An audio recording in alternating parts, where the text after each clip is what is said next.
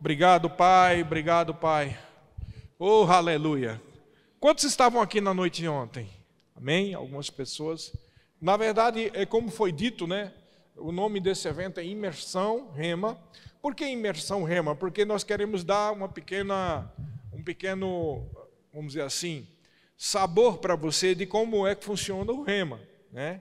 Então, o Rema, para que você que não sabe, o Rema é uma escola, um centro de treinamento bíblico, Rema Brasil, que é filiado ao Rema dos Estados Unidos. Então, nós somos a mesma visão, temos a mesma fé. E a nossa igreja, essa que existe a igreja Verbo da Vida e existe o Centro de Treinamento Bíblico Rema Brasil, que é totalmente separado da igreja. Então, no ano que vem, nós vamos abrir, cremos nisso, né? Já está definido, já foi liberado, nós vamos abrir o nosso polo aqui, a nossa escola, Centro de Treinamento Bíblico Rema Brasil em Maringá. Quem pode dar um aleluia? Graças a Deus. Então, essa escola já tem muitas, centenas de unidades espalhadas pelo Brasil e tem também um equivalente no mundo também, em outros países, Argentina, Alemanha, Itália, eu não sei a Alemanha, mas Itália sim, França, Inglaterra, alguns em Portugal, Japão e assim por diante, e várias espalhadas pelo Brasil todo. E aqui nós vamos ter no ano que vem. Amém? Então, veja bem, o Rema ele tem 24 matérias, cada matéria tem 6 dias de aula, 7 dias, 6 a 7 dias de aula, tá? E são separadas em segunda, quarta e sexta, e isso dura 2 anos, 12 matérias no primeiro ano, 12 matérias no segundo ano. E uma das matérias é escatologia, que tem a ver com os finais dos tempos, né? Pela graça de Deus, eu estou ensinando no Rema desde 2007 e ensino escatologia desde 2007, então já se vai o quê? 17 anos. Faz 17 anos que nós ensinamos escatologia e nós queremos dar um gostinho para você experimentar o que é o Rema. E aqui, ontem, nós fomos mais parecidos, né, com a aula, porque ontem nós tivemos 2 aulas ontem, né? Tivemos um intervalo no meio e 2 aulas de 40 minutos, 45 minutos, foi muito bom. E hoje, como é o culto, nós vamos ter o culto, tá? Normal, inclusive com a ceia. Só que nesse momento da palavra nós vamos dar a última aula do assunto de ontem. Então quem perdeu ontem vai ter que pegar o bonde andando, né? Vai ter que entender mais ou menos o que é. Porque o sentido é uma imersão Rema, é uma aula, não é um culto sobre escatologia, é uma aula. Então agora eu vou vestir a minha capa de professor, né? Não sou pastor, mas professor, e agora nós vamos continuar o assunto desse importante assunto que é o milênio. Alguém aqui, os que vieram aqui, também tem outro detalhe, que você não sabe, meu nome é Sérgio Neiva, quem veio aqui está vindo pela primeira vez, e eu não só sou pastor dessa igreja, mas também sou professor, eu e minha esposa, que inclusive não está hoje aqui, porque está dando aula em Taubaté, né? Então eu estava dando aula há pouco tempo atrás lá em Niterói, e na semana que vem eu já vou dar aula em Caxias do Sul, e a minha esposa vai dar aula em Bento Gonçalves. Cada uma dessas cidades é uma escola diferente do Rema, para você ter ideia. Então tem muitos espalhados pelo Brasil todo. E aqui no Paraná temos em Curitiba e temos em Cascavel. E agora nós teremos em Maringá. Amém? Glória a Deus. Então você está sendo privilegiado e eu queria que você não perdesse a oportunidade de se matricular, porque tem um outro detalhe também. Só vai ter matrícula para o ano que vem e depois só em 2026. Porque vai ser uma turma só, você está entendendo? Então vai abrir agora, quem quiser fazer, faça agora para 2025, não deixa para, eu vou fazer no ano que vem, você não vai poder fazer no ano que vem, porque só em 2026 que vai abrir outra turma. Aliás, 2026 não, 27, só em 2027, você está entendendo? Nós estamos abrindo matrícula agora para a turma que vai entrar em 2025, depois a próxima matrícula só em 2027. Então, é bom aproveitar para fazer agora. Por que a gente está fazendo desse jeito? Porque vai depender justamente da sua divulgação, da sua querência, da sua vontade também. Porque aí, dependendo do crescimento, a gente já parte para um outro tipo de modelo. E aí sim, nós vamos poder abrir para todos os anos. É assim que nós queremos. Então, olha só. Nós falamos que o milênio, na verdade, é o chamado reino de Deus que João Batista estava apregoando, lembra? Arrependei-vos porque está próximo o reino de Deus. E a gente, porque nós somos nascidos de novo da igreja, a gente tem uma ideia vamos dizer assim, incompleta do que é o reino de Deus. Porque nós pensamos que o reino de Deus é tão somente receber Jesus e ir para o céu e pronto. Fazer parte da igreja. Mas o reino de Deus que João Batista estava pregando e que Jesus estava pregando, era muito mais do que isso. Não era só se converter e ir para o céu. Era muito mais. Na verdade, o reino de Deus que ele estava prometendo ali, falando, era o reino de Deus que foi prometido a Israel através dos profetas. Então Ezequiel fala disso, Isaías fala muito disso, Zacarias, nos Salmos, em vários lugares está ali, vários textos declarando uma promessa de um reino. E neste reino tinha algumas características. E essas características foram descritas nas alianças que Deus fez com Israel. Então na aula passada nós falamos sobre essas alianças. Aliança abraâmica, aliança davídica, aliança palestínica e a nova aliança. A nova aliança, que é essa que nós vivemos hoje, ela na verdade é uma extensão da aliança feita com Abraão, né? Por isso que Abraão é o nosso pai da fé também. Ele é uma extensão, a aliança que Deus fez com Abraão é a aliança, a nova aliança. Porém, presta atenção no que eu vou dizer agora. A aliança que Deus fez com Israel não era só a respeito de um novo coração e de um novo nascimento. Ele prometeu, por exemplo, uma extensão de terra, a terra prometida, que na verdade Israel, mesmo no tempo de Salomão, que foi o período mais rico, nunca usufruiu da totalidade dessa terra. O que foi prometido, eles nunca tomaram posse. Por que nunca tomaram posse? Porque só vai poder tomar posse no milênio. Amém? Havia outras promessas, entre as quais dizia que de cada família da terra, eu até falei isso na outra aula, de cada família da terra, pelo menos um representante de cada família iria anualmente para a festa do tabernáculo em Jerusalém. Isso nunca aconteceu, isso só vai acontecer no milênio. Amém? Além disso, havia a promessa de Davi, com a aliança davídica que ele fez com Davi. E nessa aliança, Deus disse para Israel que era eterna, que não ia mudar. E essa aliança ele prometeu que haveria um rei, descendente de Davi, sentado no trono por toda a eternidade, e que haveria esse reino e essa família real no trono de Davi. Isso também não se cumpriu, porque depois de Davi e Salomão, você sabe que o reino se dividiu, né? Quando houve o Roboão lá, e houve uma divisão, e depois nunca mais isso se concretizou. Então isso não aconteceu, na verdade só vai acontecer no milênio. Diga, só no milênio. Oh, aleluia. Então, tudo isso aqui que eu estou fazendo um pequeno resumo, né? Um pequeno mesmo, que foram 2 aulas de 40 minutos ontem, para que você entenda. Então, veja bem, foram prometidos. Quando Jesus começou a pregar aqui, depois de João Batista dizer, arrependei-vos que está próximo o reino de Deus, aí Jesus começou a dizer, arrependei-vos porque está próximo o reino de Deus. E nós vemos, inclusive, que teve um momento em que Jesus prometeu que alguns dos que estavam com ele não iriam morrer antes de usufruir do reino de Deus. E a gente vê aquele episódio em que eles estão no monte, e ali está Pedro e João, e eles veem Jesus completamente luminoso, glorificado, que é esse sentido de glorificado, e aparece Moisés e Elias. Então é chamado de o Monte da Transfiguração, porque Jesus foi transfigurado. Por que ele foi transfigurado? Porque ele se apresentou para ele como seria no milênio. Está comigo aqui? Está entendendo? Então o reino de Deus que eles viram no monte, nada menos era do que um pequeno gostinho, ou uma visão do que seria no milênio. Jesus com um corpo glorificado, cheio de luz, e todos os habitantes do reino, que são todos os irmãos, mesmo da velha aliança, inclusive da nova, os irmãos que nasceram de novo, ressuscitados e glorificados com um corpo transformado. Amém? Então veja que a promessa era essa. Outro detalhe que algumas pessoas não prestam atenção quando leem o Evangelho, é que Jesus dizia, eu não fui enviado senão as ovelhas perdidas da casa de Israel. E geralmente ele não falava com os gentios. Ele só se dirigiu a 2 gentios.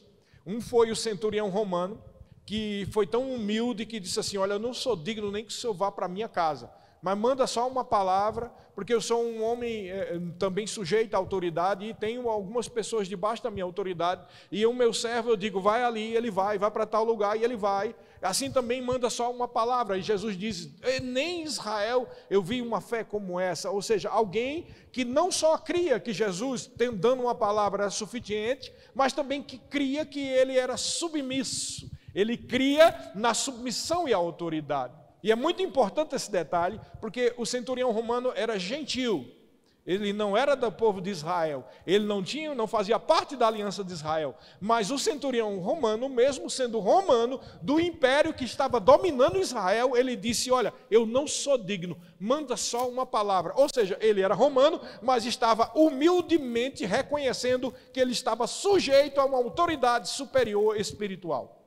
Pega esse ponto aqui. A única outra pessoa que era gentílica e que Jesus se dirigiu foi a mulher cirofenícia.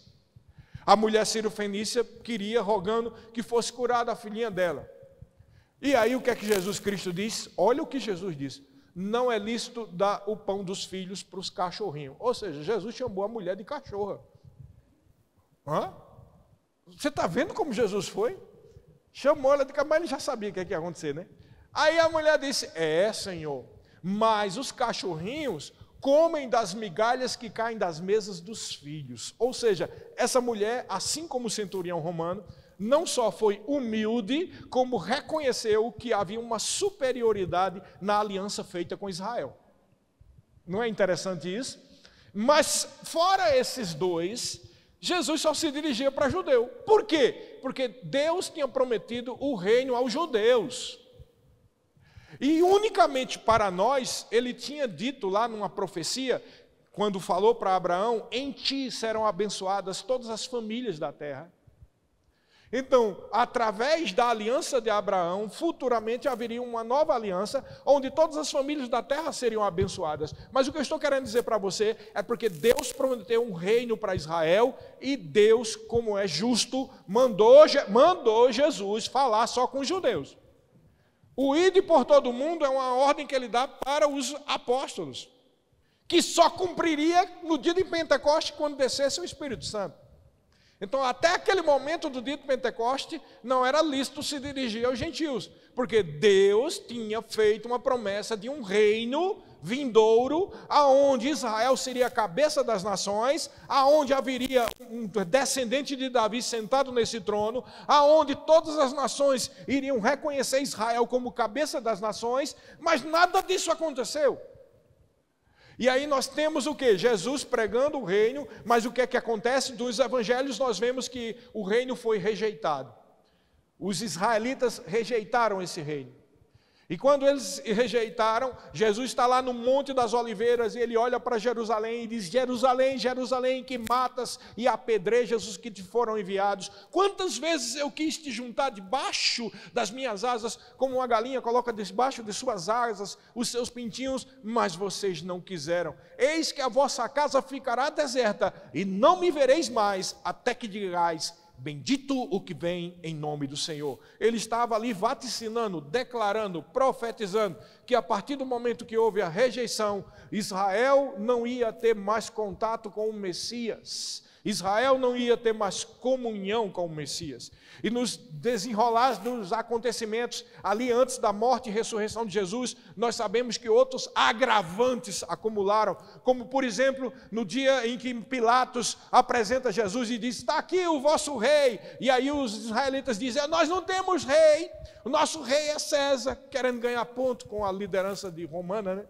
E aí eles ainda continuam dizendo, Pilato diz, o que é que eu faço com eles? Aí eles dizem, crucifica-o, caia sobre nós e sobre os nossos filhos o seu sangue. Ou seja, a própria liderança de Israel se amaldiçoou. Eles declararam com a sua própria boca, com a autoridade espiritual que estava eles investida, uma maldição sobre o povo judeu. E é por isso que os judeus sofrem perseguição e sentimento antissemita desde então.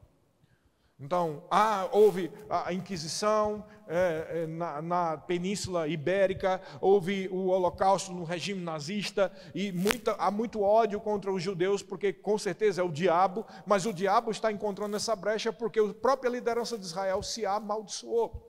Porém, quando um judeu em particular aceita Jesus, a Bíblia diz lá em Gálatas que ele se fez maldito no nosso lugar, porque está escrito: maldito aquele que se colocou no madeiro, na cruz do madeiro. Então Jesus pagou o preço para que essa maldição geral sobre a nação de Israel não prevaleça sobre a vida de alguém que se converte.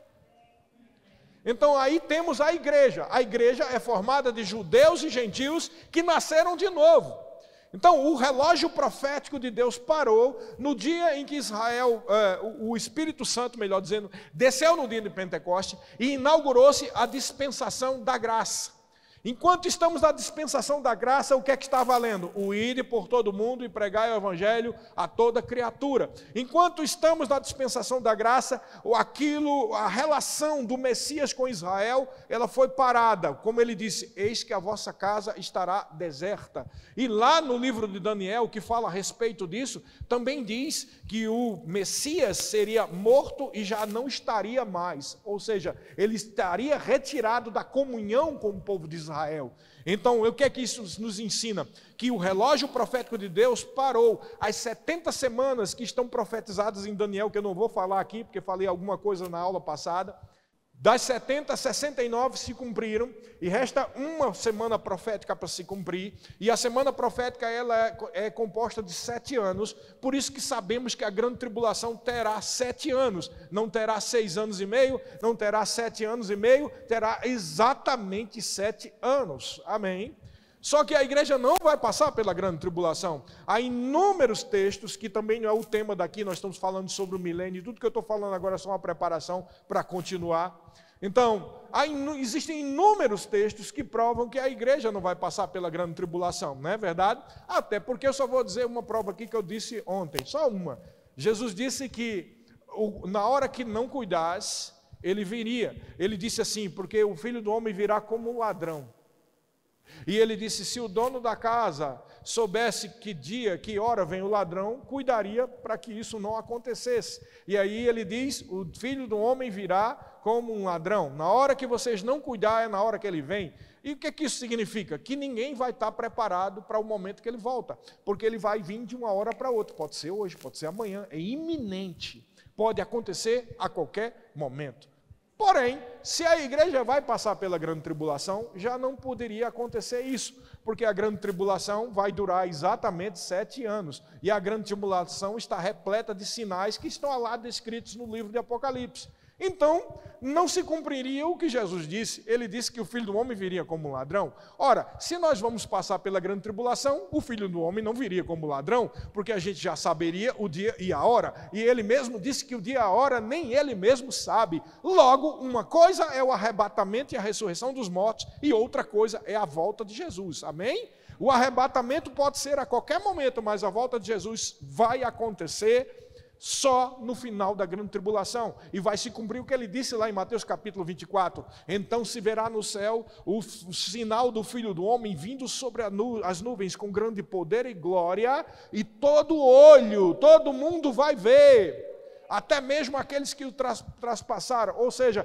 todo mundo vai ver ele voltando. Quando ele diz até aqueles que os traspassaram, dá a entender que até mesmo aqueles que já morreram vão ver esse fenômeno que será tremendo, não só físico, mas espiritual. E isso vai acontecer na segunda vinda, no final da grande tribulação. Amém? Quando ele volta, ele vai fazer alguns juízos, executar alguns juízos, para saber quem pode entrar no milênio. Quem pode entrar? Porque algumas pessoas, poucas é verdade, vão escapar da grande tribulação, pouquíssimas. A Bíblia deixa a entender, depois de todos aqueles juízos, que pelo menos da população que começar na grande tribulação, 2/3 da população mundial morrerá em 7 anos. É muita gente. Só é você fazer as contas. Vamos fazer um arredondado aqui. Hoje existem mais de 7 bilhões de habitantes na Terra. Vamos supor, né, sendo bem benevolente, bem otimista, né, que, porque eles fazem a soma aí que todos os cristãos que tem na Terra é quase 1 bilhão, né, de cristãos. Mas a gente sabe que muitos se dizem cristãos, mas na verdade não são, né? Se a gente for para a verdade, não vai dar a metade. Mas Deus sabe o coração de cada um. Porém, vamos ser otimistas. Vamos dizer que 1 bilhão de cristãos vão nascer, realmente são cristãos e serão arrebatados, né? Se tem 7 bilhões, vai sobrar o quê? aproximadamente 6 bilhões quando começar a grande tribulação. Agora, tu imagina, se 2/3 vão ser mortos, isso significa que 4 bilhões de pessoas vão morrer em 7 anos. É muita gente, você concorda comigo? Muita gente. Se somar os mortos da Primeira Guerra Mundial, mais os mortos da Segunda, mais quem morreu nessa pandemia, mais quem morreu com a gripe espanhola, mais quem morreu com a peste bubônica, mais todo mundo que morreu de doença nos últimos anos, não dá esse povo todo, para você ter ideia. De tanta gente que vai morrer. Então vai sobrar aí a coisa de 1 bilhão e alguma coisa. Vamos fazer uma conta aproximada de 1 bilhão e 500 milhões de habitantes vivos que vão escapar dos juízos da grande tribulação. Porém, esse 1 bilhão e 500 milhões, não se sabe quem se converteu. Com certeza a maioria não se converteu, porque alguns se converterão durante a grande tribulação, mas será uma parcela bem pequena. Então é preciso ter juízo para descobrir quem é que se converteu, dentre os judeus e dentre os gentios. Quem não se converteu é fulminado, morre e vai para o inferno. Quem se converteu vai entrar, aí presta atenção nesse detalhe, porque agora é a partir de agora que a gente começa com o teor dessa aula. Quem se converteu vai entrar com um corpo normal ao seu. Toca no teu corpo assim, tá? Toca no teu vizinho aí de lá, toca. Todo mundo vai entrar com um corpo assim, ó, normal. Os que se converteram. Então, quem será a população do milênio? A população do milênio será composta de pessoas com um corpo normal, não é glorificado e ressuscitado, normal, porém todos eles serão salvos. Não entra pecador no milênio, só entra salvo. Ok? Que vai ser pouca gente, porque um mundo desse todinho, que tem 7 bilhões de habitantes, vai entrar o quê? Uns 500 milhões, no máximo 400. É mais ou menos, para você ter uma ideia, como se botasse uma família aqui e outra somente lá em Cascavel. A explosão democrática, com esse espaço todo sem ninguém. Então o mundo vai ficar vazio, com pouca gente. É o que a Bíblia dá a entender, porque se 2/3 serão extintos, e além desses 2/3 tem que ter um juízo para ver quem é que vai ser salvo, vai entrar pouca pessoa. Mas isso é necessário, sabe por quê? Porque durante o milênio o diabo estará preso. Diga comigo, isso é uma aula, né? Diga comigo, durante o milênio, o diabo e seus anjos estarão no abismo presos. Está lá em Apocalipse. Clarinho para você ver. Estarão presos. Se eles estarão presos, tudo que não presta que o diabo faz, não vai acontecer. Doença não vai acontecer. Acidente automobilismo não vai acontecer. Tempestade, furacão não vai acontecer. Seca não vai acontecer. Desequilíbrio na temperatura não vai acontecer. Toda a ecologia estará, a natureza estará equilibrada. Está comigo? Então, o que isso vai fazer? Vai fazer com que haja multiplicação de pessoas. As pessoas vão se dar em casamento e vão se reproduzir durante 1000 anos. E a Bíblia diz que quem morrer com 100 anos de idade vai morrer jovem. Ou seja, as pessoas vão durar 400 anos, 500 anos, porque a doença e tudo que não presta vai ser retirado. A maldição que veio sobre a terra, lembra da maldição quando Adão e Eva pecaram? O que foi que Deus disse para Adão? Porque deste ouvido a tua mulher, maldita será a terra por tua causa. Com o suor do teu rosto tu vai trabalhar e a terra produzirá cardos e abrolhos. Ou seja, a terra agora tem espinhos, a terra agora tem seca, e não só isso, todos os animais, por causa de uma mutação genética para se protegerem, começaram a desenvolver o quê? Veneno, peçonha, camuflagem, espinhos. Por que você acha que uma rosa tem espinho? Você sabe por que a rosa tem o espinho? Aquele espinho cumpre um fator, uma importância. O espinho é a proteção da rosa. Por que você acha que a cobra tem veneno? É a proteção da cobra. Por que você acha que a onça é brava e tem aquelas garronas, se pegar você, rasga no meio? Por que você acha que isso acontece? Foi uma mutação que aconteceu como maldição da queda do homem. E a Bíblia diz, se você não sabia, é uma coisa para estimular você a estudar a palavra de Deus, se matricular no Rema, amém? A Bíblia diz que toda a maldição será retirada da terra. Então toda árvore vai dar fruto, toda plantação vai dar muita comida, todo rio vai estar cheio, a água vai ser pura. Você está entendendo? Não vai ter enchente para acabar com tudo. Ah, mas a enchente é tolice, porque a enchente é resultado das chuvas, as chuvas é por causa da temperatura, a temperatura dos ventos, e aí vai toda essa coisa. Acontece, querido, que isso é um sistema natural que foi criado e adaptado por mutação por causa da queda. Quando a queda, os problemas da queda, a maldição que veio sobre a terra for resolvida no milênio, esse tipo de coisa não vai funcionar tanto desse jeito. Vai mudar. Amém? Deserto não vai haver mais. Mas veja, a população do milênio vai entrar com muita gente com um corpo normal. Só que a população do milênio não será só de gente assim. Também grande parte, na verdade, a maioria da população inicial do milênio será composta de pessoas com corpo glorificado. Ou seja, eu e você. Diga eu. De novo, com fé, diga eu.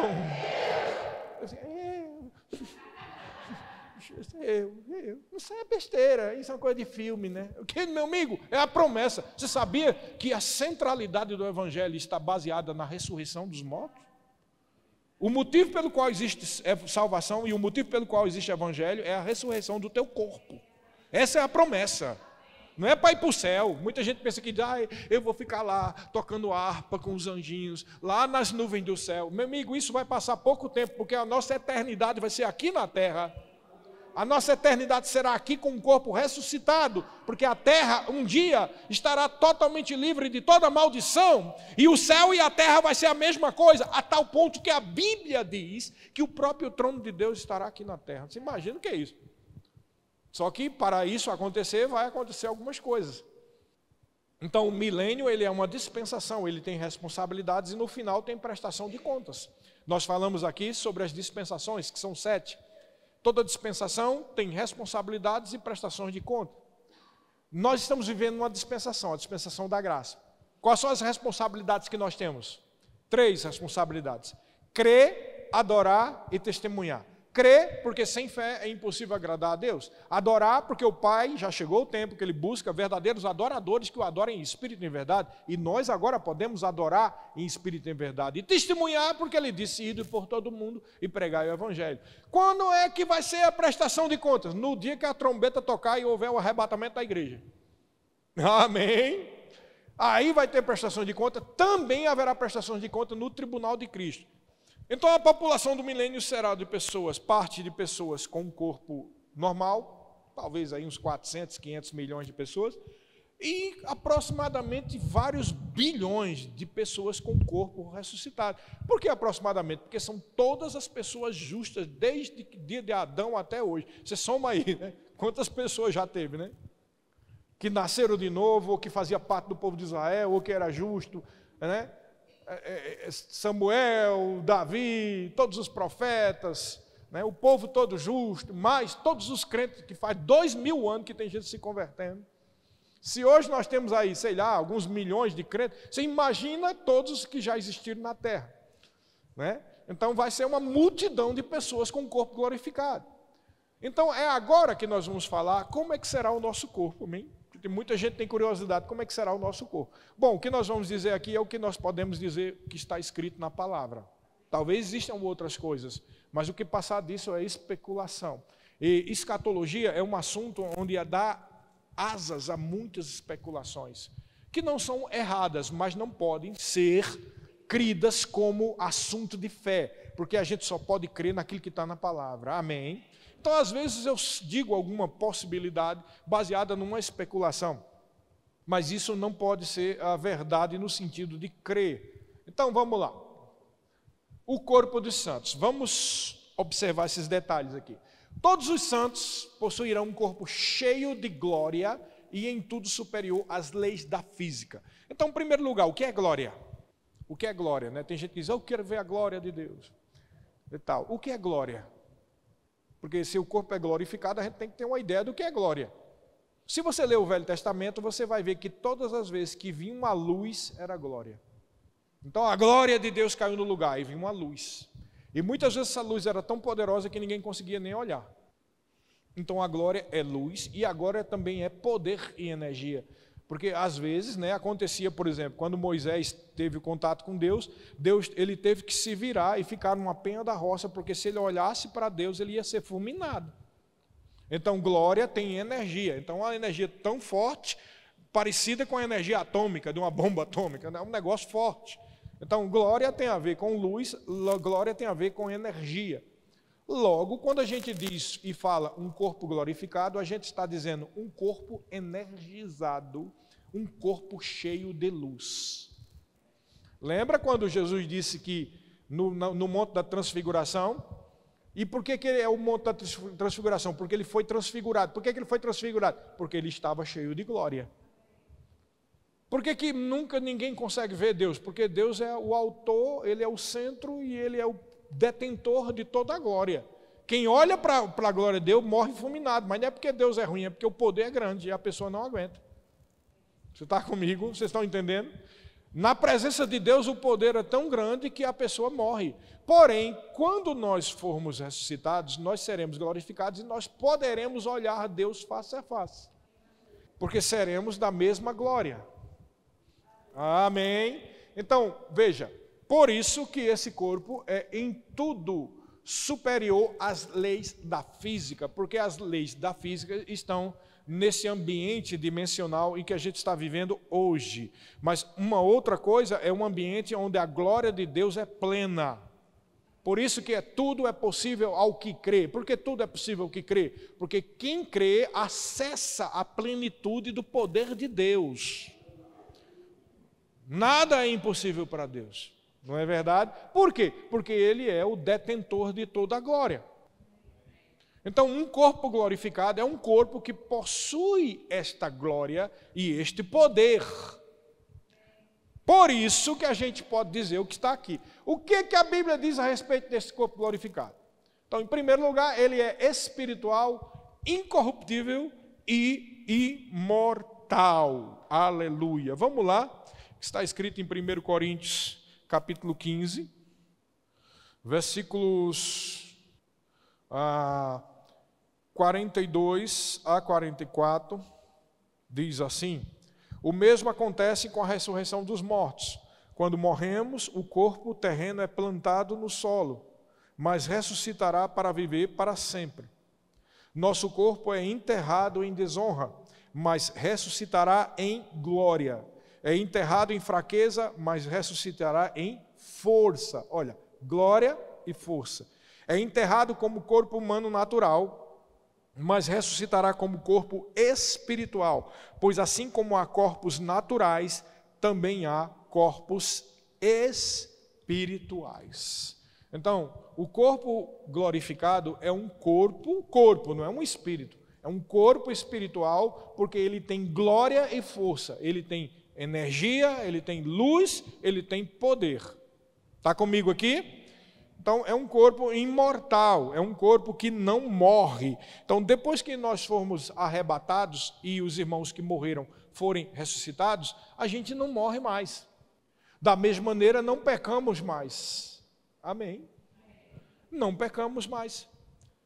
Então, por isso que Jesus Cristo disse que quando no reino vindouro, nós seríamos como os anjos, que não se davam em casamento, porque não peca, não tem desejos carnais, até porque não há necessidade. Por que não há necessidade? Você nunca parou para pensar nisso? Por que a gente tem fome? Por que você tem fome? Você está trabalhando, passa o dia inteiro, aí, estou com fome. Por que você tem fome? Porque teu corpo é uma máquina natural, sujeita às leis da física. E quando você gasta energia, o teu organismo vai dar o sinal que precisa ser reposta a energia. Precisa de água, precisa de comida. Por isso você tem fome. Por que você tem sono? Eu sei que tem uns que tem mais sono do que outros, às vezes é preguiça, às vezes é demônio. Tem um sono que dá só na hora da pregação, não sei o que é isso. Ou quando está lendo a Bíblia. Mas presta atenção. Por que você tem sono? Porque o teu corpo está cansado. Está cansado de quê? Porque está faltando energia. Não é verdade? Tem um momento que você não aguenta mais e quer dormir. Agora, o que isso nos mostra? Que o corpo glorificado, ele não se cansa, ele não tem fome, não tem sede. Por que você tem desejo sexual? Porque você foi feito para reproduzir. Então, o teu corpo vai ter alguns hormônios, vai ter algumas coisas, e o aparelho sexual vai ser ativado para que você tenha vontade. Quando você tem um corpo glorificado, nenhuma necessidade vai haver na tua vida. Nem de fome, nem de sede, nem de dormir, nem de sexo. Está comigo? Então, está muito claro, não está não? Então, por isso que você será como os anjos, porque você vai poder ficar 7 horas em pé assim, 10 dias em pé e não se cansa. Vai ficar igual um poste, assim, olhando e não se cansa. Agora, tem outros detalhes também. Quando a gente diz que você não precisa comer, isso não quer dizer que você não pode comer. Amém? Você pode se sentar, você pode se deitar, e você pode até comer, mas não vai ter necessidade, porque o seu corpo é glorificado. Tem base na Bíblia para isso? Tem. Vamos lá? Olha só. Será como era o corpo de Jesus após a sua ressurreição? A Bíblia não diz que ele é o primogênito dos irmãos? Ele não é o primogênito? Diga, Jesus é o primogênito. O que significa? Ele é o primeiro de muitos que seriam iguais a ele. Então, quando nós formos ressuscitados, nós vamos ter o corpo igual ao de Jesus. Isso é Bíblia, querido. Do jeitinho da transfiguração de Jesus será o nosso corpo. Do jeito que Jesus estava quando ele ressuscitou, aquilo que ele fazia, serão nós. Amém? Então, olha só. Quando ele passou 40 dias na terra e apareceu aos discípulos e a vários irmãos. Então, nós vemos que eles estavam, de repente eles viam Jesus aparecia. Ora, como é que pode Jesus aparecer? Né? Muita gente pensa que isso só é possível porque Jesus, era o Filho de Deus, e porque ele ressuscitou, mas se esquece que ele foi o primogênito de muitos irmãos, então do jeito que ele é, nós seremos. Amém? Veja, hoje em dia, já podemos fazer algumas coisas de Jesus. Como assim, pastor? Está escrito na Bíblia, está escrito, ele disse, os que creem em mim farão as obras que eu faço e as farão maiores, porque eu vou para junto do Pai. O que é que ele estava querendo dizer? Eu vou para o Pai, o Espírito Santo desce, e você, crendo, vai fazer as obras que eu fiz aqui na terra. Então ele disse, os que creem porão as mãos sobre os enfermos, eles ficarão curados. Por quê? Porque a pessoa é uma conexão entre Deus e a terra, porque é um filho de Deus, tem a natureza de Deus. Algumas das características de Jesus nós já podemos exercer aqui. Amém? Mas é para a glória de Deus, não para a sua. Até mesmo Jesus, quando curou pessoas, ele disse, isso aqui é para a glória de Deus. Amém? Então, olha só. Caminhou com os discípulos a caminho de Emaús. Então você vê esse episódio aí, é muito interessante, né? Os discípulos estão andando em caminho de Emaús e de repente aparece Jesus no meio dele. Vai caminhando e se encontra com ele, né? Eu acho interessante essa história. E aí eles vão conversando e não reconhecem que é Jesus. Não sei por que eles não reconheceram. Pode ser por causa da glória, mas se ele tivesse cheio de glória, ele já sabia que tem uma coisa estranha, sobrenatural ali, né? Pode ser porque Jesus estava parcialmente coberto com alguma túnica, não sei. Talvez fosse à tardinha ou à noite, estava escuro. Não era como hoje que temos postos de energia. Ele estava caminhando com alguém ali que não sabia de quem era. Só que Jesus chega e diz, o que é que vocês estão falando aí enquanto estão andando? Você é o único aqui em Jerusalém que não sabe da história de Jesus, um varão profeta. Hoje já é o 3º dia. Nós esperávamos que ele fosse a esperança de Israel, ou seja, o Messias que iria dominar tudo. Mas hoje já é o 3º dia, né? E nada. Aí o que é que Jesus diz? Ó, nécios e tardios em crer tudo aquilo que está escrito pelos profetas. Porventura não é necessário que o Filho do Homem padecesse e tal, e ele começa a dizer as Escrituras, o que foi profetizado. E eles vão ouvindo, e de repente, olha, até esse momento eles não sabem quem é Jesus. Aí Jesus faz menção que vai passar direto, aí eles, não, vamos comer aqui na nossa cidade. E aí Jesus vai com eles, e eles entram. Aí o que é interessante é que eles entram na casa lá, e na hora que Jesus parte o pão, é nesse momento que caem as escamas e eles reconhecem que era Jesus. E nesse momento que reconhece Jesus, ó, pum, desaparece na frente deles. Veja, não era um espírito, diga, não era um espírito. Diga, não era um fantasma. Diga, era Jesus ressuscitado. Então ele estava com o corpo normal, chegou a partir o pão e tudo. Estava com o corpo, mas era um corpo ressuscitado. Mas veja, ele apareceu e teve um momento que ele desapareceu. Você já começa a entender o que é que vai ser o seu corpo, né? Você vai ter capacidade de se teletransportar.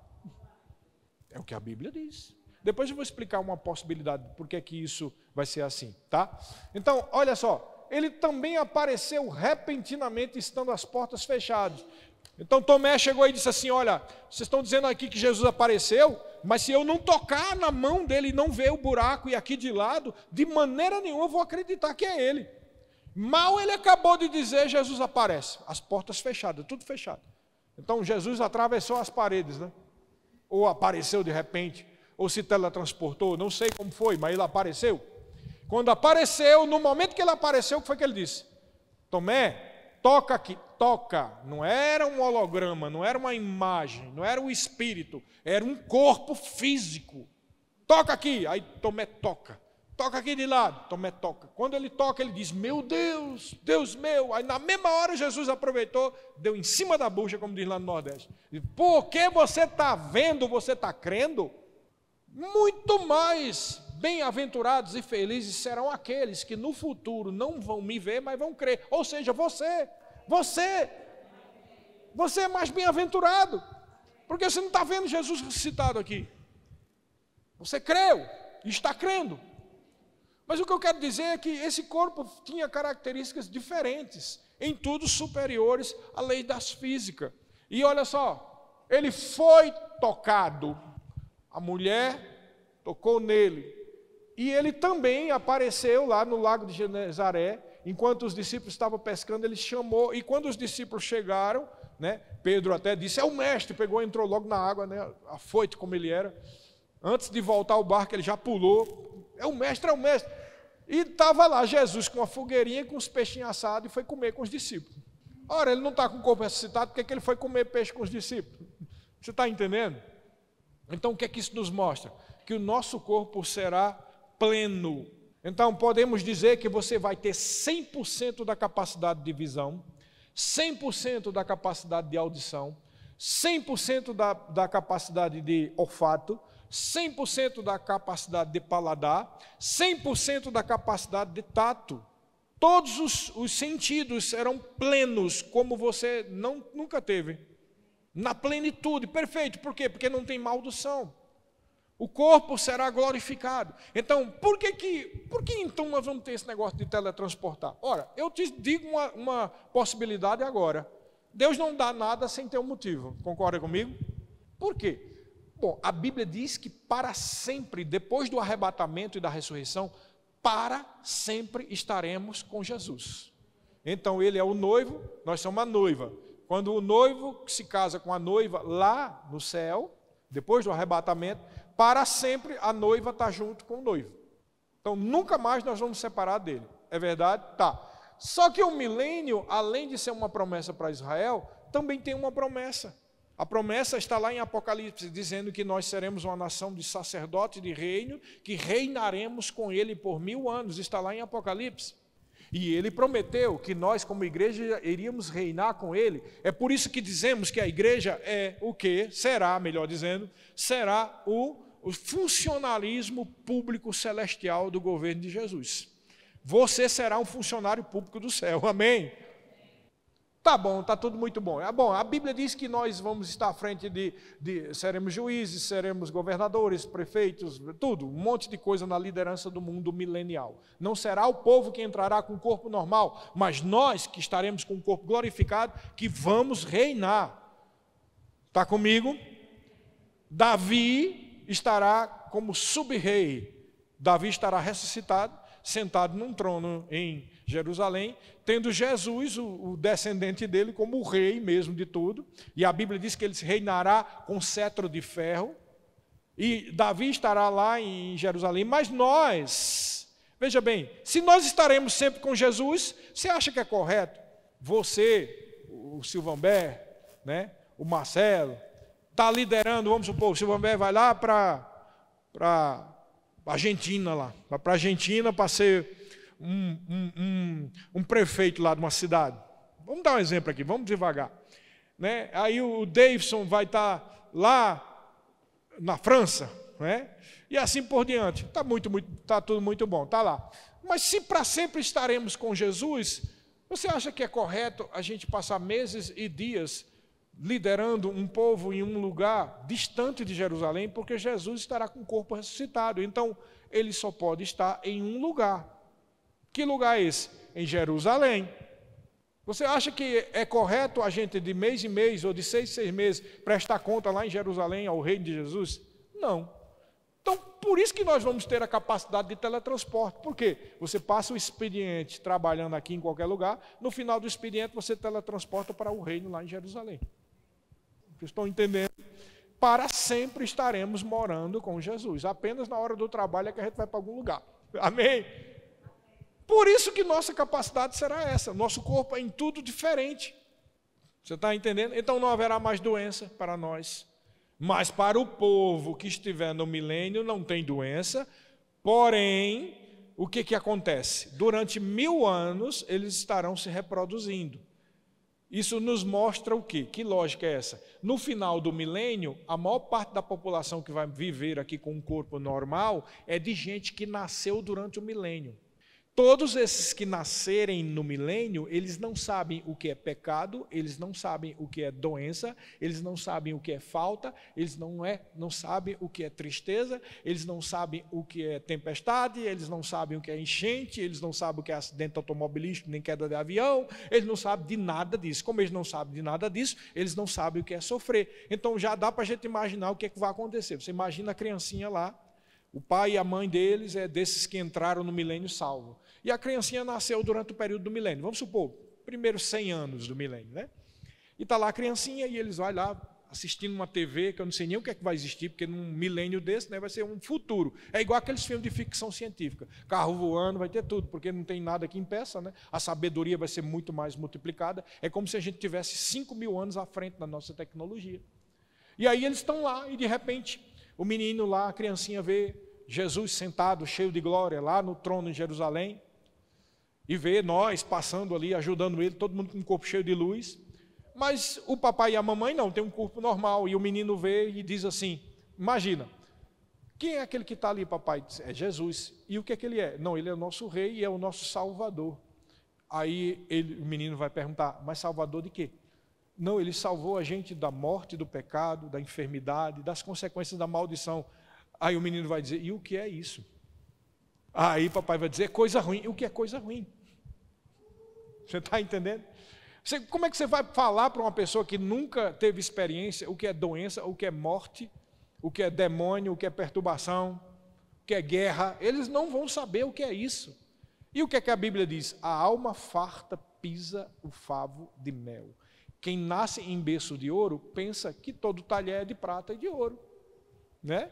Que todo mundo não tem problema. Então a mulher lá que estava chorando aos pés de Jesus, ficou chorando e enxugava as lágrimas com o cabelo. E Jesus disse, olha, ela está fazendo isso porque a quem muito é perdoado, muito se ama. Então nós sabemos que temos Jesus como nosso Senhor, porque a gente sabe do perdão do que Ele fez. Mas uma pessoa que nasce numa época, em um ambiente que não tem mal, que não tem nada, ela não vai valorizar. É por isso que a Bíblia diz, vamos lá em Apocalipse, vamos lá, a gente está há muito tempo sem abrir a Bíblia. Apocalipse capítulo 20, versículos 6 e 7. Aliás, capítulo 20, versículo 1, 2 e 3, e depois vamos para o 7.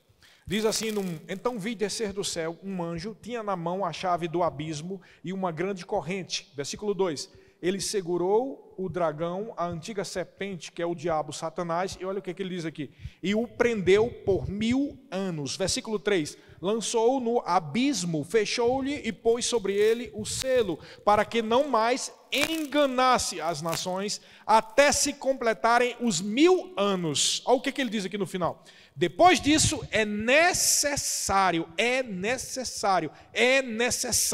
que ele seja solto por pouco tempo. Está vendo o que a Bíblia está dizendo? Ele está preso, mas é necessário que ele seja solto. Lá no versículo 7, vamos lá, 27. Quando, porém, se completarem os 1000 anos, Satanás será solto de sua prisão. Versículo 8. E sairá a seduzir as nações que há nos 4 cantos da terra, Gog e Magog, a fim de reuni-las para a peleja. O número dessas é como a areia do mar. Marcharam e então pela superfície da terra, sitiaram o acampamento dos santos e a cidade querida. Desceu, porém, fogo do céu e os consumiu. O diabo, o sedutor dele, foi lançado para dentro do lago de fogo e enxofre, onde já se encontram não só a besta, como também o falso profeta, e serão atormentados de dia e de noite pelos séculos dos séculos. Veja, aqui está dizendo, é necessário que ele seja solto. Por que é necessário que o diabo seja solto? Porque o milênio é uma dispensação. Diga, o milênio é uma, ou melhor dizendo, o milênio será uma dispensação. Toda dispensação tem responsabilidades e prestação de contas.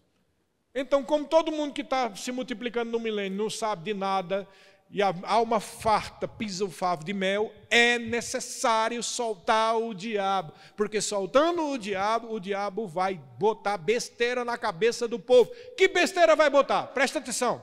Já deve ter visto isso acontecendo em muitos lugares, né? Olha só, que besteira ele vai pôr? Vai chegar para o povo que nasceu no milênio e vai dizer, ei, por que você tem que obedecer esse homem que está sentado ali no trono?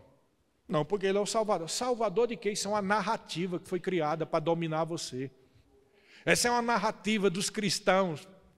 Essa é uma narrativa. Não há provas que isso existe. Não, mas meu papai me mostrou as filmagens. Querido, isso aí é inteligência artificial. Tudo é conversa. Tudo isso é para dominar você. Você já viu isso em algum lugar? Tudo isso é para dominar você. Você tem que ser livre. Você está obedecendo esse homem lá e esse. E outra coisa, tem mais outro detalhe. Você não acha que esse Deus é injusto, não? Porque tem um monte de gente aí com o corpo glorificado, voando, feito passarinho de um lado para o outro. E eles têm isso e vocês não têm. Isso é uma discriminação racial. Entendeu? Isso é uma discriminação. Então, abra do olho, se junte mais os outros ali, vamos fazer uma rebelião para derrubar isso aí. Você entendeu? E a Bíblia diz que todo mundo vai ser como a areia do mar. Então, essa narrativa diabólica vai ser muito convincente. Por quê? Porque esse povo todo que vai nascer no milênio não sabe o que é sofrimento. Deixa eu dizer uma coisa para você. Sabe por que a gente vem para a igreja todo domingo? Sabe por que a gente adora a Deus? Porque a gente sabe, porque Jesus está vivo. A gente sabe, porque Ele pagou o preço pela minha, pela sua vida. Não importa qualquer narrativa, qualquer tolo aí diga, influenciado por demônio. A verdade é que a palavra de Deus é a verdade. A verdade é que nós somos salvos. A verdade é que nós vamos para o céu. A verdade é o que está escrito na palavra. Isso não tem nada a ver com pastor, com padre ou com liderança. Tem a ver com o Rei dos Reis e Senhor dos Senhores. Toda e qualquer narrativa que seja rebeliosa vem do inferno e vai trazer consequências para a vida da pessoa. E o que vai acontecer no milênio é só a repetição da mesma história. Porque o diabo, o sedutor, estará solto. Então haverá uma prestação de contas no final do milênio. É por isso que dizemos que o milênio não é o final de todas as coisas. Apesar do milênio ser uma bênção e toda maldição ter sido derrubada, retirada, mas ainda haverá isso porque as pessoas têm livre-arbítrio, as pessoas acreditam se quiserem. Então vai ter o quê? O diabo estará preso, será uma teocracia, o templo será reconstruído, toda a criação será restaurada, não haverá opressão, haverá alegria e paz, justiça e direito durante o milênio. Como eu disse aqui, toda maldição será retirada sobre a criação, porque a maldição atingiu toda a terra. A Bíblia, então, olha só que detalhe, eu disse para você que o veneno da cobra, as coisas que tem na natureza, é por causa de uma mutação genética. A Bíblia diz que quem teme, quem tem medo, não é aperfeiçoado no amor. Como a criação geme até hoje, lá em Romanos capítulo 8, diz isso, que a criação geme até hoje, esperando a manifestação da glória dos filhos de Deus. Ele está falando o quê? Que a criação está esperando que haja a ressurreição, a criação está esperando que acabe a grande tribulação, para começar o milênio, porque no milênio a criação estará livre da sujeição que há sobre ela por causa da queda. Vocês estão entendendo isso? O medo, a Bíblia diz que o medo produz tormento. E é por isso que há toda essa mutação genética sobre os animais. E a Bíblia diz, é por isso que a Bíblia diz, que no milênio o leão vai pastar junto com o cordeirinho.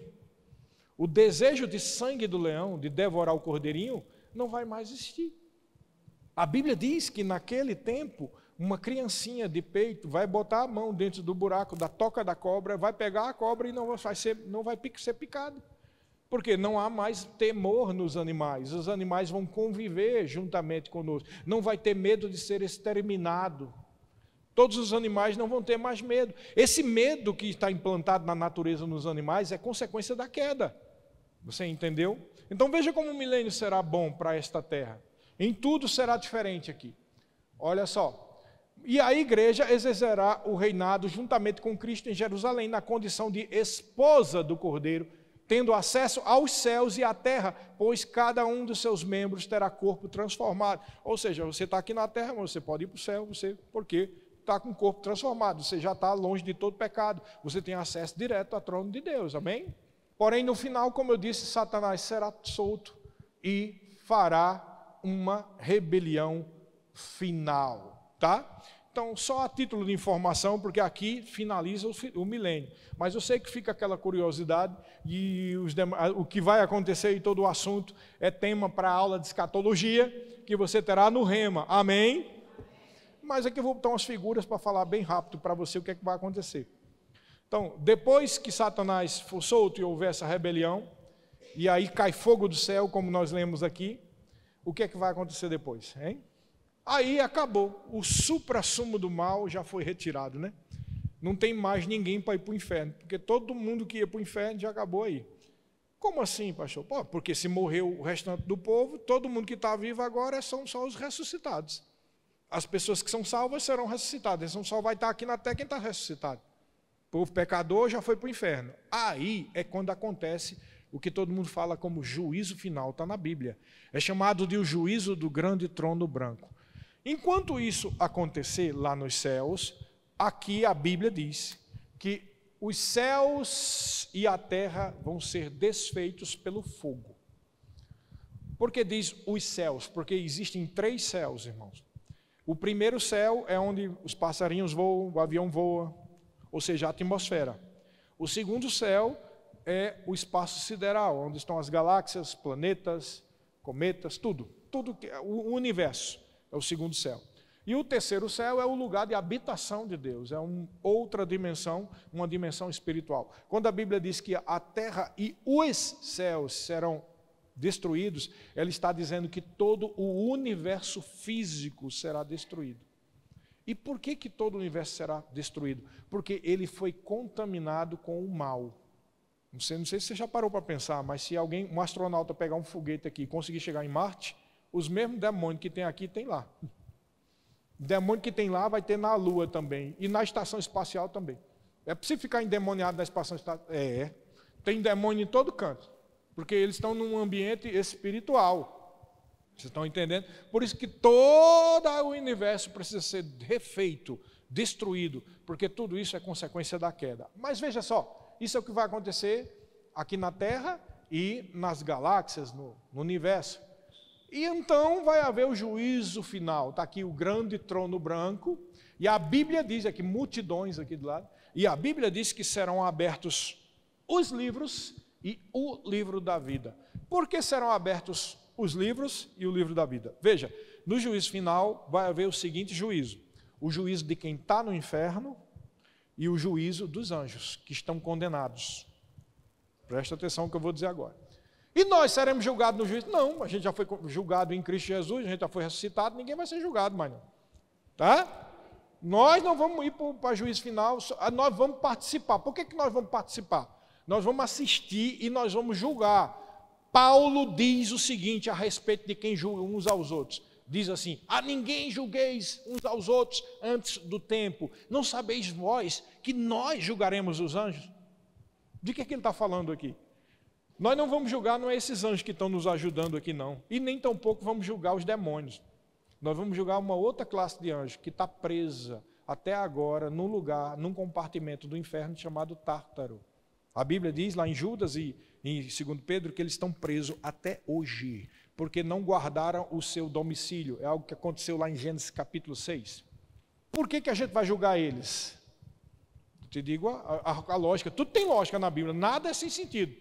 Ora, você estava no pecado e aceitou Jesus. Mesmo aceitando Jesus, você está debaixo de tentações e provações, é verdade ou não é?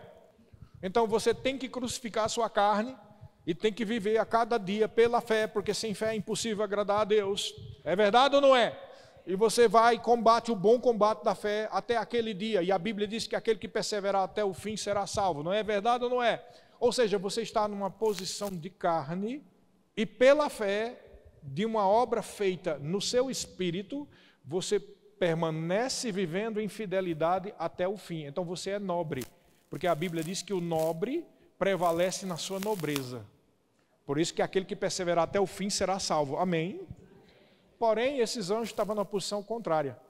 Eles estavam no céu, sem fome, sem sede, sem sono, sem nada, e decidiram usar o seu livre-arbítrio para abandonar o seu domicílio. Então, como nós fomos mais nobres do que eles, nós, depois que ressuscitados, teremos a honra de presidir o julgamento desses anjos. É sério ou não é? A Bíblia fala de tudo ou não fala?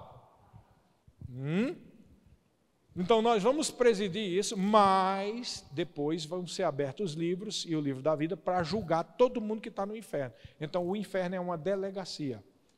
Eu digo que o inferno é uma delegacia psicoespiritual, onde a psique, a alma e o espírito estão lá, mas não estão ressuscitados. No dia do juízo final, todo esse povo que está no inferno será ressuscitado para ser julgado na sentença que vai sair para ir para a penitenciária do lago de fogo. Lá no lago de fogo, Jesus disse que o verme não morre e o fogo não se extingue. Por que ele disse isso? Ele está dizendo uma característica que esse inferno do lago de fogo, ele não é só psicoespiritual, mas ele é físico. O verme que corrói não morre e o fogo que queima não se extingue. Então, como tudo na Bíblia é justo e Deus é justo, e nenhum julgamento pode ter, sim, pelo menos duas testemunhas, serão abertos os livros de registro de pecados e o livro da vida. Você sabia que todo mundo tem livro de registro de pecado? Está na Bíblia isso. Porém, você não tem. Por quê? Porque você nasceu de novo. Então, o que é que acontece com você? A Bíblia diz que ainda que seus pecados sejam vermelhos como a escarlata, todavia eu os tornarei mais alvo do que a neve. Do que ele está dizendo? O sangue de Jesus purifica o livro de registro de pecado seu. Amém? Por isso que se confessarmos os nossos pecados, ele é fiel e justo para nos perdoar os pecados e nos purificar de toda e qualquer injustiça. Por isso que você pode participar da ceia. A ceia representa isso. E a Bíblia diz que o seu livro, no dia que você aceitou Jesus, seu nome foi escrito no livro da vida. Então, para aquelas pessoas que estão no inferno, tem que ter duas testemunhas, que é para eles poderem ser julgados para irem para a penitenciária do lago de fogo. Então, abre-se os livros com os registros de pecado. Roubou, falou mal, fofocou, bateu, fez isso, prostituiu, está tudo aqui. Como não recebeu Jesus e não confessou o pecado, está tudo registrado. Primeira prova.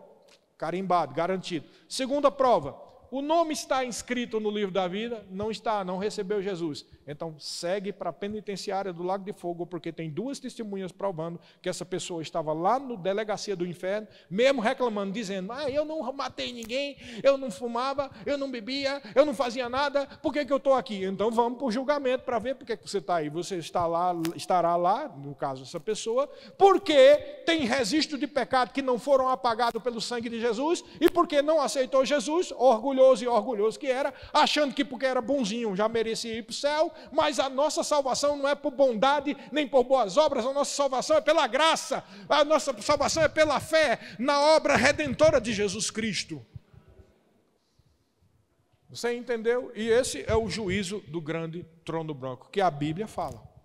Então, o que é que vai acontecer aqui? Todo mundo que está no inferno é lançado para o Guiena, que é o lago de fogo, que é o inferno propriamente dito e eterno. E aí já não tem mais ninguém que foi condenado, já não tem mais demônio, já não tem mais nada. Só tem as pessoas com o corpo ressuscitado e Deus. E também não tem um universo com pecado, porque foi tudo destruído e reconstruído. Então, o que acontece? A nova Jerusalém que desce dos céus. Amém? A Bíblia diz que haverá um novo céu e uma nova terra, ou seja, um novo universo e um novo planeta. E esse novo universo e esse novo planeta não tem pecado, não tem demônio, não tem nada. Aí o que acontece? O trono de Deus que era no céu vai vir para a terra. Porque quando ele disse assim, ele disse logo no início, façamos o homem conforme a nossa imagem e semelhança. E todo dia ele tinha comunhão com o homem. Então Deus criou o homem para ter comunhão com ele. E agora Deus vai descer dos céus com o seu trono, e essa é a chamada Nova Jerusalém. E agora, só para dar um gostinho para vocês, eu tenho algumas figuras aqui, né, de algumas imagens que foram feitas por inteligência artificial, claro, né? Então aí tem algumas aqui, ó, mas ninguém sabe como é, né? Mas é só para ter uma ideia de como será a Nova Jerusalém, baseada no texto bíblico, né? Aqui tem uns anjos e tal, as portas redondas, porque são grandes pérolas que fecham essas portas.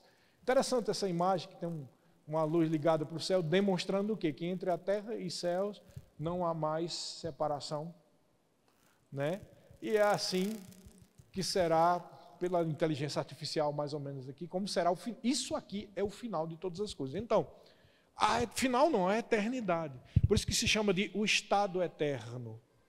Então, nós fomos chamados, nós fomos salvos, não é para ficar tocando harpinha, voando, feito um espírito com asinha lá no céu, não. Nós fomos salvos para sermos ressuscitados e morar eternamente aqui, no universo, nos céus, na Nova Jerusalém, onde estará o trono de Deus. Amém? Quem pode dar glória a Deus? Aleluia. Foi para isso que Jesus morreu na cruz do Calvário, para que você tivesse esse futuro. Agora, olha só para finalizar aqui uma coisa. Olha só, para um pouco para pensar. Para nós que nascemos de novo, quem recebeu Jesus como Senhor da sua vida, quando é que tudo isso começa? Começa no milênio? Começa lá, quando descer a Nova Jerusalém? Sabe quando é que começa? Quando a trombeta tocar. Então pode começar hoje. Pode começar amanhã. Daqui a 15 dias. E você já tem percebido no mundo como é que está, né? O mal ficando cada vez mais mal, o que é errado sendo travestido numa narrativa deturpada como sendo o certo. Isso significa que é a operação do espírito do anticristo. Isso significa que a nossa redenção, com a nossa ressurreição, está muito próxima. Mas muito mais próxima. Presta atenção, ele disse que viria como ladrão. Na hora que ninguém estiver prestando atenção, pum. E a Bíblia diz que haverá 3 sons, ontem eu falei. 1 Tessalonicenses capítulo 4, versículo 15. Olha só, ele diz assim: ora, ainda vos declaramos por palavra do Senhor. Estou com a revista atualizada, Ara. Ainda vos declaramos por palavra do Senhor isto: nós, os vivos, os que ficarmos até a vinda do Senhor, de modo algum precederemos os que dormem. Ele está falando dos que morreram.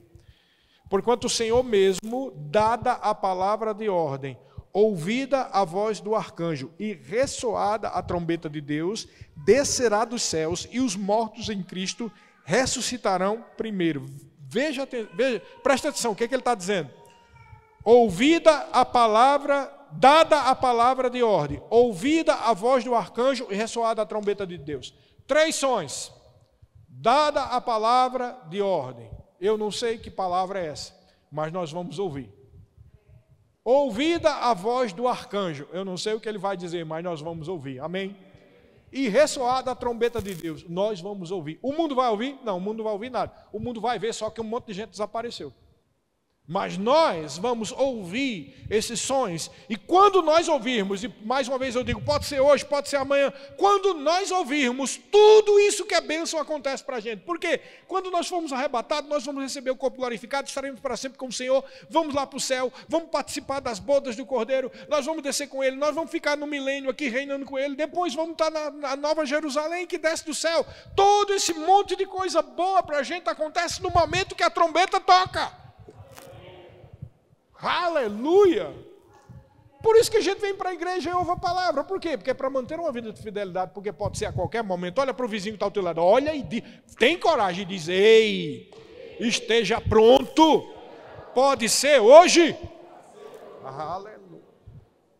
Amém. Pode ser hoje. Pode ser a qualquer momento. Então nós devemos viver como quem está preparado para uma viagem, já com a mala pronta. Aleluia. O que é estar preparado para uma viagem para nós e estar com a mala pronta? Viver com a vida correta. Fiel a Deus. Deus mandou fazer uma coisa, faça ligeiro. Vai ligeiro para dar tempo ainda, ninguém sabe. Quando a gente diz que ninguém sabe, pode ser hoje, pode ser amanhã, pode ser daqui a um ano, mas quem é que vai garantir? Se for daqui a 15 minutos. Ele disse que na hora que você não cuida é quando vai troncar a trombeta. Você foi abençoado com esse ensino sobre o milênio? Agora para um pouco para pensar. Você imagina a aula de escatologia durante 7 dias. Isso aqui foi só um gostinho, né? Por isso que eu estimulo você, se matricule no Rema. Quem faz o Rema e absorve tudo isso para o coração e decide praticar, nunca mais será a mesma pessoa. Nunca mais. Porque no Rema não é só ensino para a cabeça, é um ensino revelacional, é algo ungido. Existe uma unção sobre o Rema, sobre os professores do Rema, que você não tem ideia. Eu mesmo, eu sei que quando eu fluo aqui na pregação é uma benção, mas quando eu estou ensinando no Rema é outra coisa. Existe uma unção sobre o Rema. E no ano que vem, a partir do ano que vem, nós vamos ter vários professores. Outra coisa boa do Rema, como o Rema é uma escola que tem várias unidades espalhadas pelo Brasil todo, e existem centenas e centenas de professores do Rema, o que é que significa? Que uma hora vem um professor de São Paulo, outra hora vem um professor de Minas Gerais, outra hora vem um professor do Nordeste, outra hora eu ensino, outra hora vem outro do Rio Grande do Sul, outra hora, ou seja, tem sempre gente nova de fora aqui. Então você não vai ficar enjoado, ouvindo sempre o mesmo som do pastor Sérgio, amém? Então, o Rema é uma bênção em todos os sentidos, em tempo de comunhão, em tempo de revelação, em todas as áreas o Rema é uma bênção. O Rema é uma bênção para a igreja local, o Rema é uma bênção para os pastores da cidade, porque se os seus membros fizerem o Rema, as pessoas nunca mais serão a mesma, vão estar animadas. Muitos pastores sofrem com pessoas que aparecem só no domingo para sentar nas cadeiras e não faz mais nada, mas o Rema estimula você a exercer o seu chamado. Essa pequena noção que nós tivemos aqui já estimula você. Porque se pode ser hoje, se pode ser amanhã, cuidado para não ser pego de surpresa, sendo negligente naquilo que Deus mandou você fazer. Porque pode ser que você não perca a salvação, mas pelo menos vai perder uns galardão e umas coroas. Então é bom ter cuidado, amém? A Bíblia diz, cuida que tu tens para que ninguém roube a tua coroa. Se a Bíblia diz isso, é porque deve ter um motivo, né? O que significa alguém roubar a sua coroa? Você nunca parou para pensar nisso, não? Está lá nas cartas. Ué, por que alguém pode levar a minha coroa? Eu vou dizer quando é que alguém rouba a sua coroa. Sabe quando é? Quando Deus diz assim, se envolva no evangelismo da igreja. Você diz, depois quando tiver tempo. Aí outra pessoa diz, eu vou. Aí no dia lá, a pessoa recebe a coroa que era tua, porque você foi negligente. Então, desde estar fazendo besteira, vamos agir, vamos fazer as coisas que Deus manda a gente fazer. Amém? Vamos ser fiel. E vai dar tudo certo. Diga, vai dar tudo certo. Agora eu quero chamar os diáconos aqui para a gente participar da ceia. Oh, glória a Deus.